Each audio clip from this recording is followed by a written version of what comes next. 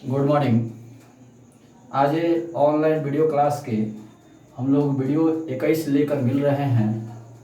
किरण प्रकाश की ray optics NCERT chapter 9 का ये हम लोगों का वीडियो 21 होगा। पिछला वीडियो में हम बात कर रहे थे लेंस के बारे में।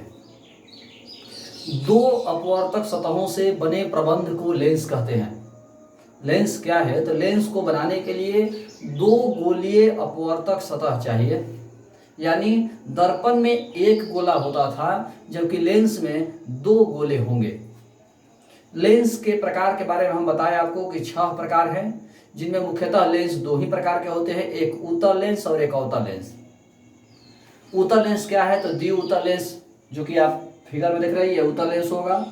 और अवतल लेंस मतलब द्विअवतल लेंस, जो कि आप फिगर में देख रहे हो, ये होगा। इसके बाद हम आपको बताएं कि लेंस में दो गोले हैं तो दो वक्रता केंद्र होंगे, दो फोकस होंगे, दो वक्रता त्रिज्या, दो फोकस दूरी होंगे, क्योंकि गोला दो है। तो उसमें हमने आपको बताया था, शायद आपको याद होगा, कि वक्रता केंद्र क्या है। तो गोले के केंद्र को वक्रता केंद्र कहते हैं। लेंस जिस गोले का भाग है उस गोले के केंद्र को वक्रता केंद्र कहते हैं। लेंस के मध्य बिंदु को प्रकाशीय केंद्र कहते हैं। लेंस के मध्य बिंदु को प्रकाशीय केंद्र कहते हैं। प्रकाशीय केंद्र और वक्रता केंद्र को मिलाने वाली रेखा मुख्य अक्ष है। प्रकाशीय केंद्र और वक्रता केंद्र को मिलाने वाली रेखा मुख्य अक्ष है। प्रकाशीय केंद्र और वक्रता केंद्र के बीच की दूरी वक्रता त्रिज्या है। प्रकाशीय केंद्र और वक्रता केंद्र के बीच का बिंदु फोकस है, और प्रकाशीय केंद्र और फोकस के बीच की दूरी फोकस दूरी है। इसके बाद हमने आपको बताया कि चूंकि इसमें दो वक्रता केंद्र, दो वक्रता त्रिज्या, दो फोकस और दो फोकस दूरी है, तो इसमें चिन्ह परिपाटी में बहुत ही प्रॉब्लम होगी। चिन्ह परिपाटी में बहुत ही प्रॉब्लम होती है। तो हम लोगों को यह समझना है कि जो पहला सतह का फोकस होगा, जो पहला सतह का वक्रता केंद्र होगा, जो पहला सतह का वक्रता त्रिज्या होगा, पहला सतह का जो फोकस दूरी होगी, वो मुख्य होगा। पहला सतह का एक स्टूडेंट का सवाल था कि सर राइट साइड का ही मुख्य क्यों होगा। हमने राइट साइड के बारे में कभी नहीं बोला। हमने कल के वीडियो में राइट साइड मुख्य फोकस होगा ऐसा हमने कभी नहीं बोला। हम तो ये बोल रहे हैं कि पहला सतह का जो फोकस होगा, पहला सतह का जो वक्रता केंद्र होगा, पहला सतह की जो वक्रता त्रिज्या होगी, वही मुख्य होगी पहला सतह की। अब देखिए बोर्ड पर, जैसे ये चित्र में हम देखेंगे तो पहला सतह ये हुआ, इस लेंस का पहला सतह ये हुआ और दूसरा सतह ये हुआ। तो पहला सतह का सेंटर तो इधर होगा ना, क्योंकि पहला सतह का इस गोला से है, पहला सतह इस गोले से है, तो इसका सेंटर इधर होगा।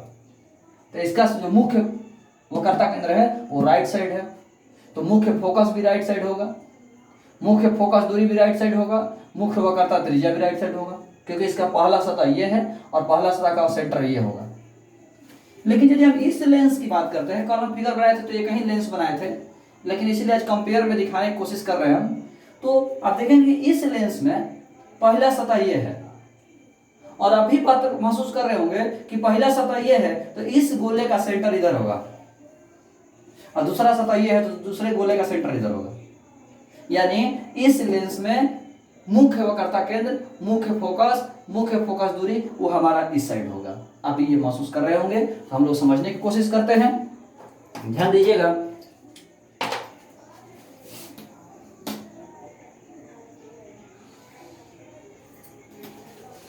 तो ये हमारा हो गया सेंटर, ये हो गया प्रकाशीय केंद्र, ये भी हो गया हमारा सेंटर, ये हो गया फोकस, ये भी हो गया हमारा फोकस।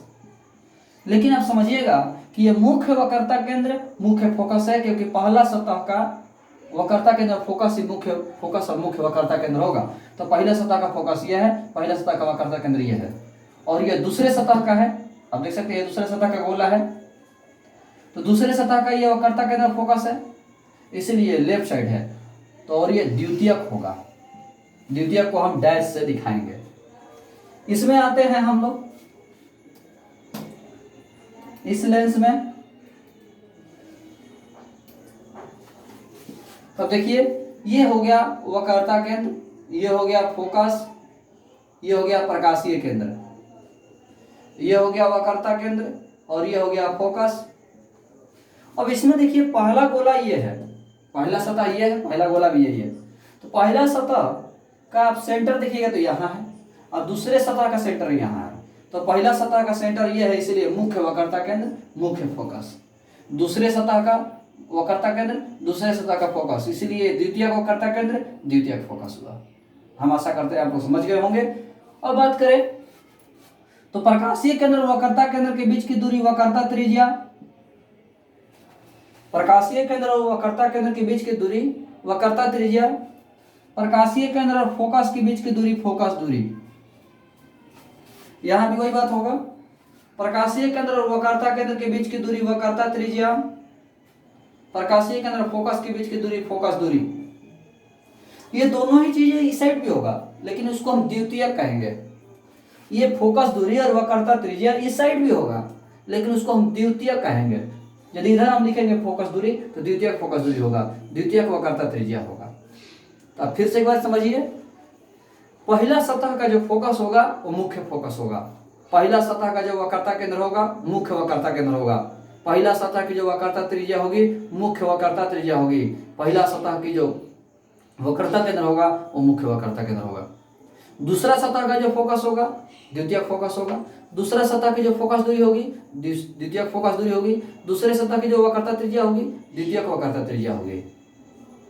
अब हम लोग बात कर रहे हैं, आज का जो हमारा विशेष टॉपिक है वो है चिन्ह परिपाटी। चिन्ह परिपाटी, साइन कन्वेंशन। चिन्ह परिपाटी हम आप लोग को दर्पण में भी बताए थे, तो दर्पण में जो रूल बताए थे वही रूल आपका लेंस में भी होगा। क्या रूल बताए थे याद होगा?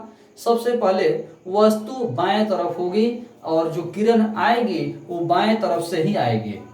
लेंस या दर्पण पर जो किरण आती है वो बाएं तरफ से आती है, लेफ्ट साइड से आती है। एक आपका पॉइंट ये हो गया। दूसरा पॉइंट हम आपको बताए थे याद होगा कि वस्तु से दो किरण निकलती है,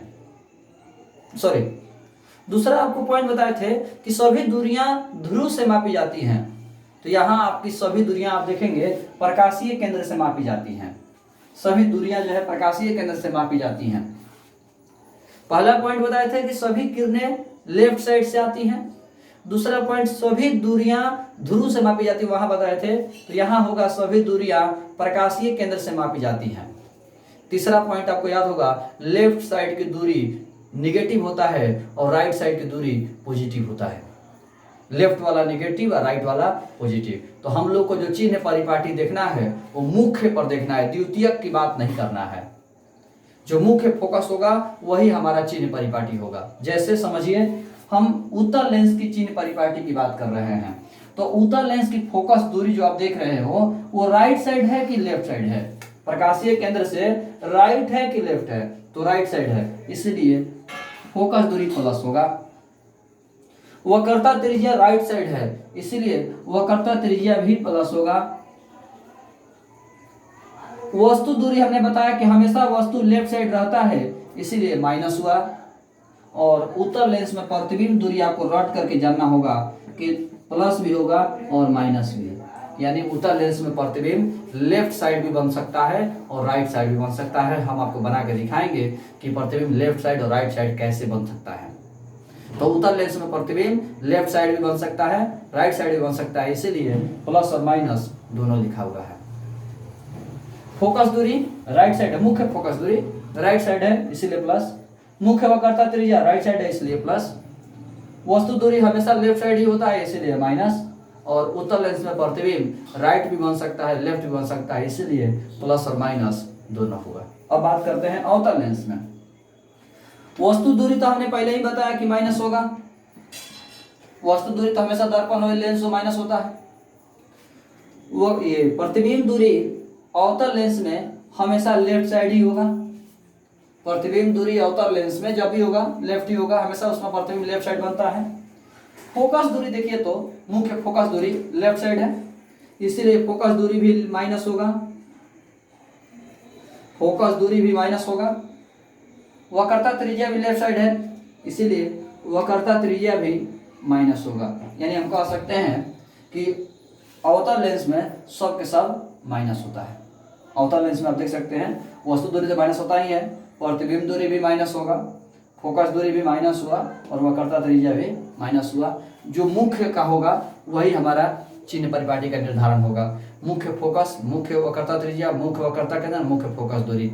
लेफ्ट साइड होगा तो माइनस में, राइट साइड होगा तो प्लस में। तो चिन्ह परिपाटी आपको ध्यान में रखना है। अब हम बात करेंगे प्रतिबिंब की स्थिति, मतलब वस्तु कहाँ होगा तो प्रतिबिंब कहाँ बनेगा। तो पहले हम लोग इस टॉपिक को एक बार फिर से देख लीजिए आप लोग बोर्ड पर, और इसको ध्यान से रखिएगा क्योंकि चिन्ह परिपाटी आपको पता चल चुका है कि कितना इम्पोर्टेंट है दर्पण में। तो जो भूमिका चिन्ह परिपाटी का दर्पण में था वही भूमिका चिन्ह परिपाटी का लेंस में भी होगा। तो ये बहुत ही महत्वपूर्ण टॉपिक है, तो इसको ध्यान रखिएगा। हम लोग अभी प्रतिबिंब की स्थिति के बारे में देखेंगे। अभी हम लेंस में दो कंडीशन दिखाने की कोशिश कर रहे हैं। तो सबसे पहले हम लोग लेंस बना लेंगे। लेंस बनाने के बाद मुख्य अक्ष खींच देंगे। मुख्य अक्ष का ये प्रकाशीय केंद्र होगा, ये प्रकाशीय केंद्र है। और वक्रता त्रिज्या और वक्रता केंद्र और फोकस हम चूज कर लेंगे बराबर बराबर दूरी पर। बराबर बराबर दूरी पर जो है हम वक्रता त्रिज्या और फोकस वक्रता केंद्र और फोकस देख लेंगे। तो ये वक्रता केंद्र हो गया और ये फोकस हो गया। ये वक्रता केंद्र है और ये फोकस हो गया। ठीक उसी तरह लेफ्ट साइड भी जितना राइट साइड में लिए हैं उतना ही लेफ्ट साइड में होगा, जो लेफ्ट साइड में है उतना ही राइट साइड में भी होगा, बराबर बराबर। ये हमने माप लिया है। तो ये फोकस हो गया और ये वक्रता केंद्र हो गया। लेकिन ध्यान रहे कि ये दूसरे सतह का है, इसीलिए द्वितीयक होगा और ये मुख्य फोकस और मुख्य वक्रता केंद्र होगा। अब हम वस्तु यहाँ रख दिए, हमने वस्तु यहाँ रखा। रूल समझिएगा, वस्तु से दो किरण निकलेगा, एक किरण सीधा लेंस पर गया, एक किरण सीधा लेंस पर गया।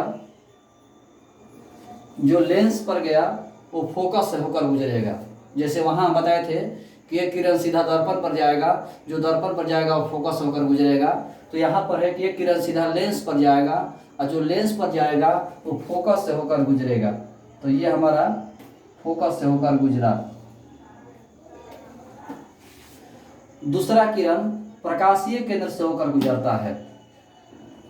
दूसरा किरण प्रकाशीय केंद्र से होकर के गुजरता है। जहां कटेगा वहीं प्रतिबिंब बनेगा। दूसरा किरण प्रकाशीय केंद्र से होकर गुजरता है और जहां कटेगा वहां प्रतिबिंब बनेगा। तो ये हमारा प्रतिबिंब बना। कोई जबरदस्ती नहीं, जहां कटना है वहां कटेगा ही कटेगा।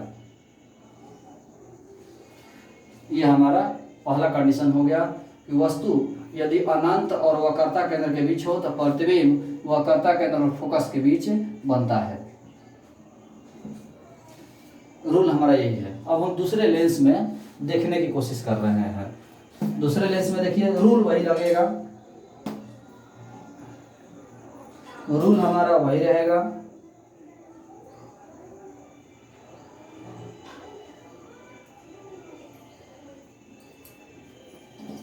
दोनों तरफ हम बराबर बराबर दूरी पर वक्रता केंद्र और फोकस ले लेंगे। दोनों तरफ जो है बराबर बराबर दूरी पर हम वक्रता केंद्र और फोकस चुन लेंगे। जगह कमी थी तो हमने जो है छोटा छोटा ले लिया। ये हमारा इस लेंस का, यहाँ से दूसरा लेंस की हम बात कर रहे हैं। तो ये द्वितीयक वक्रता केंद्र, द्वितीयक फोकस हुआ। ये आपका मुख्य फोकस और मुख्य वक्रता केंद्र हुआ। यहाँ तक आपका पहले फिगर की बात है। जगह कम है तो थोड़ा सा मैं एडजस्ट कर रहा हूँ। और ये दूसरा लेंस है। तो यहाँ पर वस्तु रखा हुआ है, वस्तु से दो किरण निकलेगा, एक किरण सीधा लेंस पर जाएगा, जो किरण लेंस पर जाएगा आपको पता होगा वो फोकस से होकर गुजरता है। जो किरण लेंस पर जाएगा वो फोकस से होकर गुजरेगा, और दूसरा प्रकाशीय केंद्र से होकर गुजरता है। दूसरा किरण प्रकाशीय केंद्र से होकर गुजरता है, जहां कटेगा वहीं प्रतिबिंब बनेगा, जहां कटेगा वहीं प्रतिबिंब बनेगा।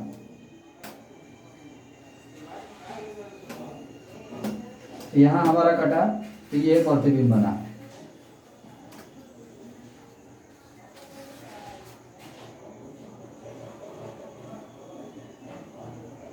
वस्तु ए बी हुआ जिसका प्रतिबिंब है ए डैश बी डैश। रूल समझिए, वस्तु से दो किरण निकलेगा, एक किरण सीधा लेंस पर जाएगा, जो लेंस पर जाएगा वो फोकस से होकर गुजरेगा, और दूसरा किरण सीधा प्रकाशीय केंद्र से होकर जाएगा, जहां कटेगा वही प्रतिबिंब बनेगा। ये दो कंडीशन हो गया। एक तीसरा केस भी हम आपको दिखा दे रहे हैं, ध्यान दीजिएगा। हम तीसरा कंडीशन देख रहे हैं। तीसरा कंडीशन देखिए कि वस्तु फोकस और प्रकाशीय केंद्र के बीच रखा हुआ है। तो फोकस और प्रकाशीय केंद्र के बीच है, तो ये वस्तु से एक किरण निकला जो सीधा लेंस पर गया, जो लेंस पर गया वो फोकस से होकर गुजर गया, और दूसरा किरण जो है वो प्रकाशीय केंद्र से होकर गुजरा। दूसरा किरण जो है प्रकाशीय केंद्र से होकर के गुजरा। तो हम देख पा रहे हैं कि उधर जा रहा है, तो जैसे जा रहा है आगे तो दूर हो रहा है, इसका मतलब उधर नहीं कटेगा, तो हम इसको पीछे की ओर बढ़ाएंगे। पीछे की ओर बढ़ता हुआ हम कल्पना कर रहे हैं, तो जहां कटेगा वहीं प्रतिबिंब बनेगा, जहां कटेगा वहीं प्रतिबिंब बनेगा।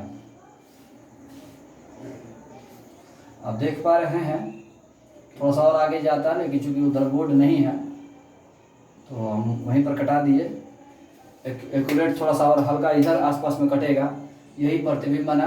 तो ये काल्पनिक प्रतिबिंब हुआ। इसी की हम बात कर रहे थे कि उत्तल लेंस में दाहिने साइड भी प्रतिबिंब बनता है और बाएं साइड भी प्रतिबिंब बनता है, इसीलिए इसमें प्रतिबिंब दूरी प्लस भी हो सकता है और माइनस भी। तो आपने उत्तल लेंस में 3 कंडीशन देखा, ऐसे होते 6 कंडीशन है, लेकिन 3 कंडीशन आपका ये है 6। बाकी जो 3 कंडीशन है वो अलग अलग रूल से बनते हैं। एक वस्तु जब अनंत पर हो, दूसरा वस्तु जब वक्रता केंद्र पर हो, और तीसरा वस्तु जब आपका फोकस पर हो। तो हम लोग 3 कंडीशन देख लिए। ये इंपॉर्टेंट उस तरह से नहीं है, क्योंकि आपका मैट्रिक क्लास और 8 क्लास का सिलेबस है। बस इसमें आपको रूल जानकारी होना चाहिए, जो टॉपिक पढ़ रहे हैं हम लोग, बस उसके बारे में आपको नॉलेज होना चाहिए। एग्जाम में नहीं पूछेगा, नॉलेज होना चाहिए, जिससे कि आप बाकी टॉपिक पढ़ें तो समझ में आ सके। तो ये कंडीशन आप लोग जरूर बनाइएगा। और इसमें 2 सवाल आ रहे हैं। यदि आप लोगों ने नोटिस किया होगा सवाल, तो बहुत अच्छी बात है, सवाल आपके दिमाग में आया हो तो, और नहीं तो दोनों सवाल आपके दिमाग में आना चाहिए। वो सवाल क्या है हम उसकी चर्चा करने जा रहे हैं। बोर्ड पर ध्यान दीजिएगा।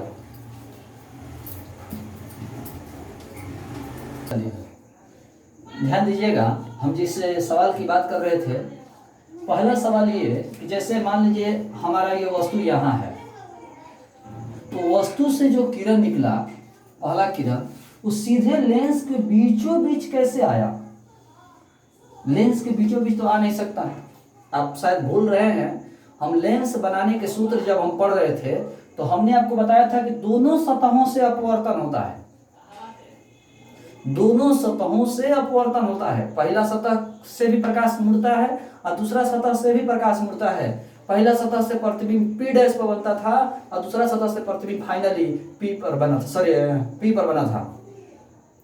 लेकिन हम जब यहां देख पा रहे हैं कि यहां पर हम देख पा रहे हैं कि वस्तु से जो किरण निकला डायरेक्ट लेंस के बीचों बीच पहुंच गया।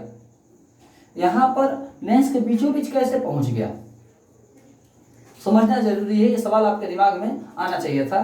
तो अब इसका जवाब ले लीजिए, तो समझिएगा। पहले हम लोग उस फिगर को समझते हैं जो पहले पढ़े थे कि पहला सतह पे गया, पहला सतह से अपवर्तन के बाद मुड़ा, फिर दूसरा सतह से मुड़ गया। तो पहला सतह से यहाँ कट रहा था और दूसरा सतह से P डबल डैश पर कटा है। तो यदि ये टॉपिक हम पढ़ा रहे थे और आप वीडियो बिल्कुल ध्यान से देखते होंगे तो ये भी हम आपको बताया था, याद होगा कि ये बनता नहीं है, ये बनता हुआ दिखाई नहीं देता, वस्तु रहता है ये डायरेक्ट प्रतिबिंब यही दिखाई देता है। हम बताए थे ये बात, आप वीडियो देखिएगा फिर से रिकैप करके समझ में आ जाएगा कि वस्तु यहाँ रहता है, प्रतिबिंब यहाँ बनता है डायरेक्ट। दूसरा ये जो प्रतिबिंब देख रहे हो ये आपको देखने समय में नहीं दिखाई देगा, ये तो एक थ्योरेटिकल पढ़ाई है, तो दिखाया जा रहा है कि प्रतिबिंब यहाँ भी एक बना और फिर इसका प्रतिबिंब यहाँ बना, लेकिन जब आप देखते हैं तो डायरेक्ट आपको ये कहीं प्रतिबिंब दिखाई देता है। तो दोनों सतहों से प्रकाश किरण मुड़ता है। तो हमने जो थ्योरी अब पढ़ना शुरू किया है तो इसमें दोनों सतहों से न दिखा करके डायरेक्ट लेंस के बीचों बीच ले जाया गया है, और बीचों बीच ले जा करके जो यहाँ पर कटा है डायरेक्ट इसी को दिखा दिया जाता है कि यही कट गया। ये आपका आगे बढ़ा करके यहीं पर कटाया जाता है डायरेक्ट, ये वाला कंडीशन उसमें नहीं दिखाया गया है, इसीलिए दोनों लेंसों के बीच में किरण को ले जाया गया है। न तो पहले सतह से अपवर्तन दिखाया गया है न दूसरे सतह से, दोनों को मिला करके एक साथ अपवर्तन दिखाया गया कि कहाँ कटा, जो कि आप यहाँ देख रहे हो। दोनों सतहों से मिला करके फाइनली किरण यहाँ कटा है, तो इसको न दिखा करके डायरेक्ट इसको दिखाया गया। यदि आप पहला और दूसरा दोनों सतह से अपवर्तन दिखाइएगा तो बार बार आपको दो दो प्रतिबिंब बनते हुए दिखाई देंगे, दो जगह प्रतिबिंब बनते हुए दिखाई देंगे। लेकिन दोनों जगह प्रतिबिंब हम लोग को थ्योरी में नहीं दिखाया जाता है, पढ़ा जाता है। तो हमने जो है डायरेक्ट लेंस के बीचों बीच किरण को ले गया और प्रतिबिंब जहां कटना है वहां कटा। तो यही आपको समझना था कि यहाँ जो आप देख रहे हो पहला सतह और दूसरा सतह, दोनों सतह से, तो दोनों सतह से अपवर्तन दिखाया गया तो दो बार प्रतिबिंब बना, लेकिन यहाँ पर हम डायरेक्ट लेंस के बीचों बीच लेकर चले गए तो एक ही प्रतिबिंब दिखाया गया जो कि दोनों सतहों से मिला करके बना है फाइनली। ये एक सवाल था। दूसरा सवाल ये है कि सर जो प्रकाशीय केंद्र से होकर के किरण गुजर रहा है, जो प्रकाशीय केंद्र से होकर के किरण गुजर रहा है वो विचलित नहीं हो रहा है। तो ये जानिए, ये रूल कह सकते हैं आप कि प्रकाशीय केंद्र से होकर गुजरने वाली किरण विचलित नहीं होती है। प्रकाशीय केंद्र से होकर गुजरने वाली किरण विचलित नहीं होती है।